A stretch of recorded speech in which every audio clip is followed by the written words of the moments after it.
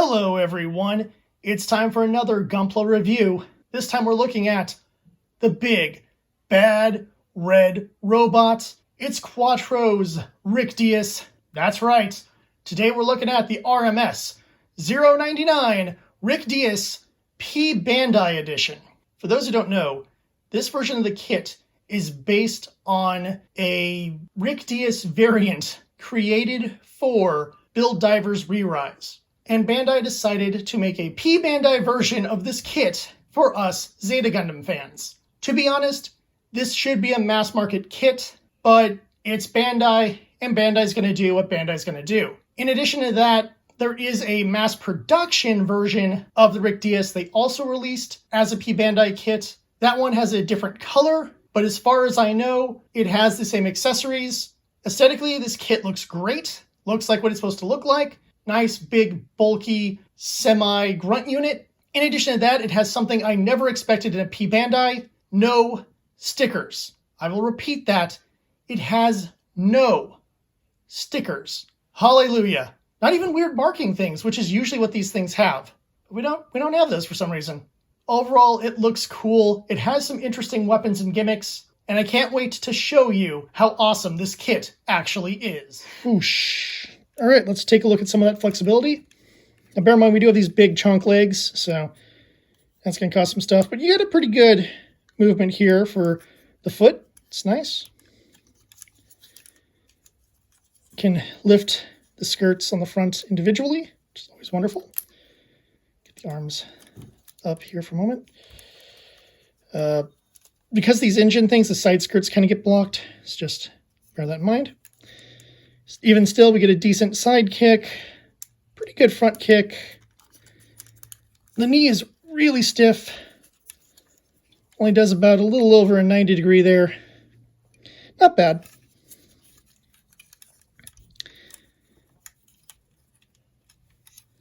These little flaps sometimes don't want to go directly back into their position, so be aware of that. Arms do have a 360, but again, the big thruster things can be a problem. These little shoulder things have a tendency to pop out as well. It's probably the bigger issue here with these shoulders.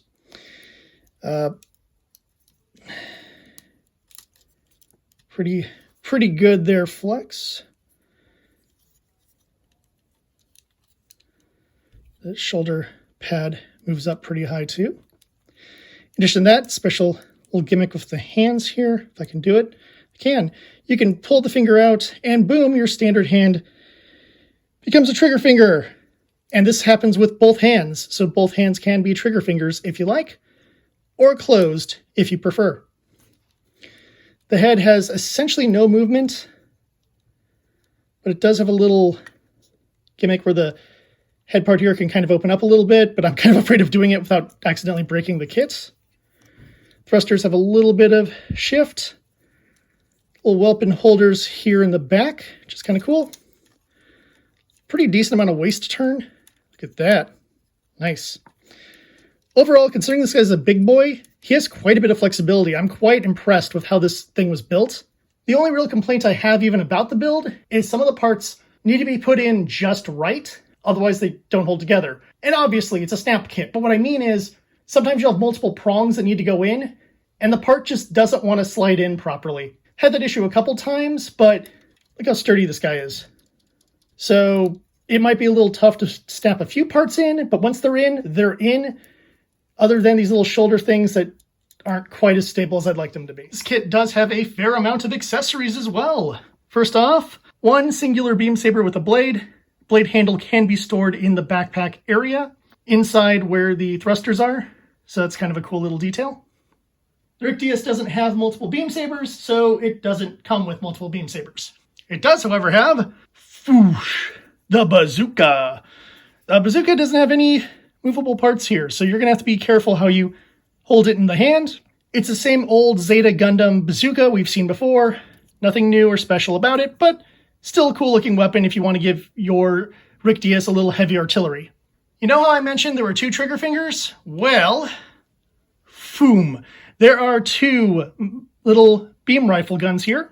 So you can actually put one of these in each hand and have him go akimbo and blow everything away. It's pretty cool, and these are nice guns. Again, no movable parts on the guns, but you get two, and they're pretty awesome. They have a little hook here to hook kind of into the back holding section. Beyond the weapons, we do have two spare parts here. They are both parts of the waist, I believe. So these will probably not have much use to you, but that's it in terms of spare parts. If you don't count quite a few polycaps. This thing comes with a huge rack, uses about half of them. So this could probably replace multiple damaged polycaps if you need to. Nice little bonus there that I wasn't expecting. Overall, I really do like this kit. It looks cool. It's a relatively easy build, has a lot of accessories, a whole load of spare polycaps, and you can give it some interesting poses. The drawbacks are the fact that some of the weapons have difficulty staying on the rack part on the backpack. The hands are not holding the guns tight enough. They're a little bit wobbly. If I turn this kit upside down, the guns will probably fall out. However, the bazooka might fit in a little bit better, and the beam saber is fine, but can also fall out relatively easily. As long as you don't have it in too crazy of a pose, this shouldn't be a problem. If you really need to, a little bit of glue tack could hold the guns in a little bit tighter. I've had very little issue with parts popping off. It's a sturdy, strong, nice kit. And honestly, there's very little negative I can say other than those minor quirks regarding the weapons. I'm not super happy that Bandai decided to turn this into a P-Bandai kit when it could have just as easily been the mass market kit, with perhaps the mass production type being the P-Bandai version. To have both versions of the Rick DS be P-Bandai feels like an insult to Zeta Gundam fans, but if you are looking for the definitive best version of the Rick DS, this is your go-to. The older edition does have a lot of flaws as far as I understand it. I have never built the older version, so I'm only going off what I've heard online. Bottom line is, if you're a Zeta Gundam fan, you should really go for this kit. I hope this has helped your GunPla purchasing decision. Until next time, look forward to more GunPla reviews, and I'll see you at the tavern.